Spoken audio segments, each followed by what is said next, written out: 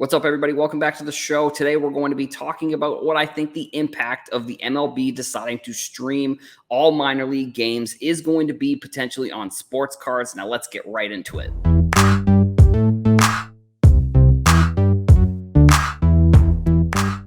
Thank you for clicking on this video. My name is Adam from Herosforsale. I'm very interested to hear about your thoughts on this topic, so make sure you drop it in the comments. Hit the like button if you enjoy the video and subscribe if you are new. So MLB just announced they're going to be streaming. Minor league games. So this was something that when I was in grad school, I did kind of we're going to share this other screen here too. So Front Office Sports. I talked about Sportico being a great resource if you're into sports business. Front Office Sports, another phenomenal resource if you're looking for sports business. But so they announced that MLB is working on a deal with Bally to stream all minor league games for free. Now, this was something that I have talked about previously. If you have been following me for a while, you probably have seen some of the stuff that I talked about. When I was in grad school, actually, I did a paper. Basically, my capstone project essentially was about how I thought that the MLB could be doing a much better job with their marketing of their young stars and comparing it to the NBA. And one of the things was sort of developing a show for minor league players. And it was kind of like I was trying to develop a show that was almost like NFL Red Zone, where it was basically focusing on the top 100 prospects. And anytime like there was a top 100 prospect on the mound or at bat, it would switch to that, and then it would be like a talk show. I still think that's a really good idea, and I don't know if I need to start charging for an idea like that. But if anybody at MLB is ever watching this, I think that would be a great idea to kind of showcase some of these young players. And I think that this could be another step in the right direction when it comes to figuring out how to promote prospects a little bit more. I think minor leagues, if you're a fan of baseball in general, minor league baseball and major league baseball, it's there obviously is going to be a difference, but like the game itself is still going to be pretty good. And if you have the chance to watch top 100 prospects in games, I think that's going to be huge. And I mean, this actually could even be a decent opportunity for, I don't know, like if it's a streaming deal, I don't know where the extra streaming could happen. Like if somebody online could potentially, work out a deal with Bally as well to stream some of these games, and then just have like a control center with all of the games. And like I said, when a top 100 prospect comes up to the mound or comes up to the plate,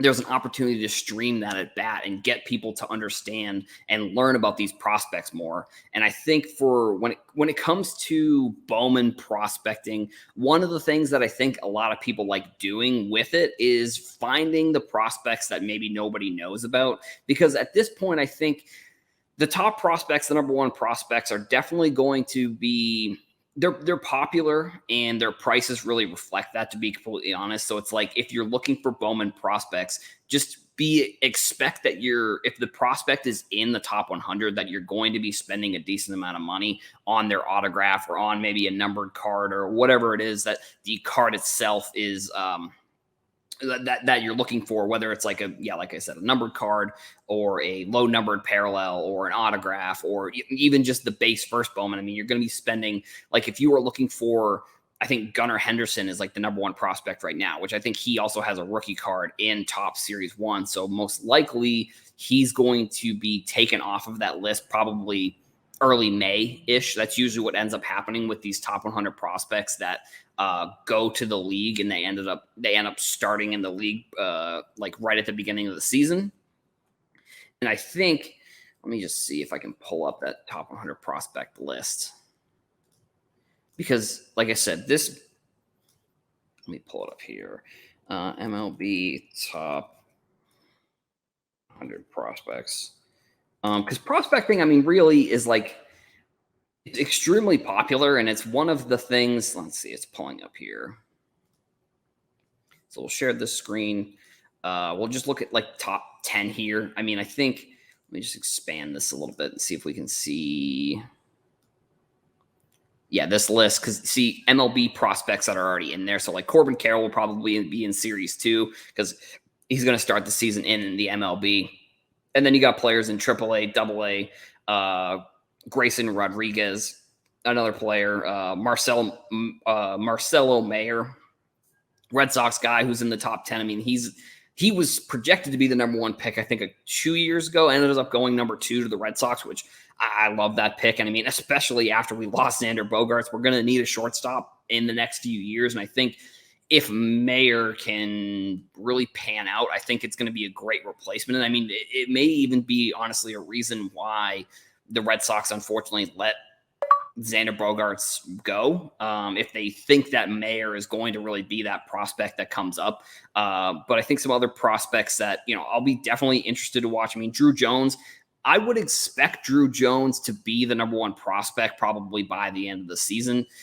He's playing in spring training right now. So, he has a good amount of like hype behind him. So like I said, I would expect him to, make his debut at some point. Maybe not, or not make his debut, but I think be the number one prospect at some point this year.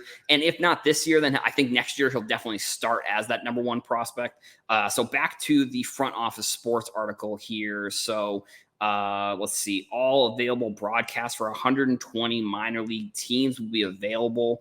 This is something that they're working on. There'll be no blackouts for local teams, unlike MLB.TV, which I think is sort of ridiculous. Blackout games, if you're paying for the thing, it's like you should just be able to watch it however you want. Nope, not signing up for the newsletter. But yeah, like I said, I think this is when it comes to prospecting, I think that this is one of the biggest potential aspects of prospecting that could help the market in the next few years, depending on kind of when this deal sort of, maybe if it goes through. MLB has struck a deal with Bally to stream. So it says reportedly working with Bally, struck a deal. Now that I'm looking at it, I'm not 100% sure how in stone this deal is. But if I'm Topps, honestly, this is where I come in and I say that I want to be the presenting sponsor for this show. Like, if I were Topps, I would try to be the number one. I would try to be all over these episodes, or all over these shows, or the games, or however they want to do it. Like, it could be very similar, like Apple TV. They have the TV rights for MLS. I would say if I'm Topps, well, Fanatics as well, and I know I keep using both, but if I'm Topps, I'm coming in and saying I want to be the presenting sponsor for whatever show they're putting together, for whichever games end up being, like, if they feature games with the top 100 prospects. I think that they should be working more together to try and figure out a way to make these prospects more popular, because in my opinion, that's how I think baseball is really going to step into like the next level when it comes to their young players that they have in the league right now. Because I think this is one of the points in the paper. I looked at like how like Overtime and like House of Highlights, they feature a lot of like high school prospects for basketball.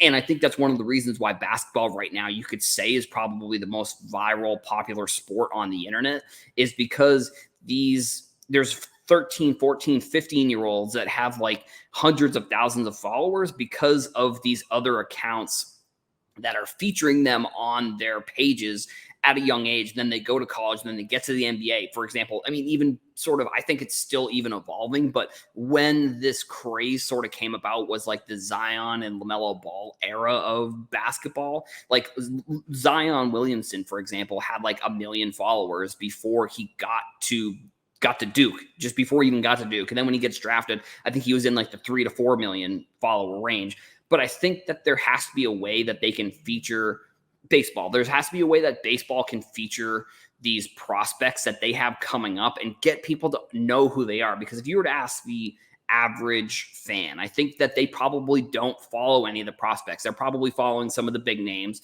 But overall, I think that the prospecting and the prospects in the MLB are where they should be focusing on writing stories about these players, trying to teach fans about the players a little bit more. And I think, honestly, if they get this deal going, this is going to be massive for those types of games, because then you're going to have like the matchup where it's like, the top, if they have if there's a couple players that are on one team in AAA versus in AAA or AA or however, if you have a bunch of players that are all in the same game, that are in the top 100 prospects going up against each other, that's a moment where I think that there is much more of an emphasis that should be put on that type of game versus like, I don't know, anything random that they could put like on social media or something like that. I just think that they need to highlight the prospects more, and that's going to help the game, which then in turn is going to help prospecting. And like I said earlier, maybe people like prospecting because it can be a little bit more complicated than it is just going out and buying the rookie card of any player.